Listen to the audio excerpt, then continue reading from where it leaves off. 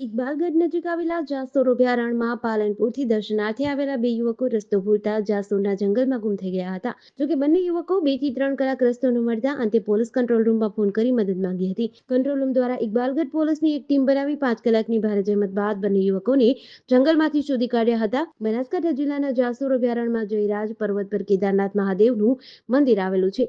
શ્રાવણ માસ દરમિયાન હજારોની સંખ્યામાં દર્શનાર્થીઓ કેદારનાથ મહાદેવના દર્શને જાય છે. જેમાં ગઈકાલે બે મિત્રો પાલનપુરથી જાસોર કેદારનાથ મહાદેવના મંદિરે દર્શનાર્થે ગયા હતા.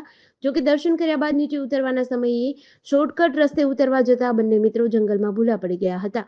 જોકે 2 થી 3 કલાક જંગલમાં ભૂલા પડ્યા બાદ રસ્તો ન મળતા બંને મિત્રોએ પોતાના ટેલિફોનિક મોબાઈલ નંબર દ્વારા કંટ્રોલ રૂમમાં જાસોર અભયારણ્યમાં ભૂલા પડ્યાની જાણ કરી હતી. જોકે કંટ્રોલ રૂમ દ્વારા ઇકબાલગઢ પોલીસને જાણ કરાતા આઉટપોસ્ટ ઇકબાલગઢ પોલીસ દ્વારા પોલીસકર્મી અશોકભાઈ ચૌધરી, ધર્મેશભાઈ અને જીઆરડી સ્ટાફ પરાગભાઈ, સુનિલભાઈ, ભાલમાભાઈ અને સંજયભાઈની એક ટીમ બનાવી જાસોર અભયારણ્યમાં ગુમ થયેલ બે મિત્રોની શોધખોળ કરી હતી.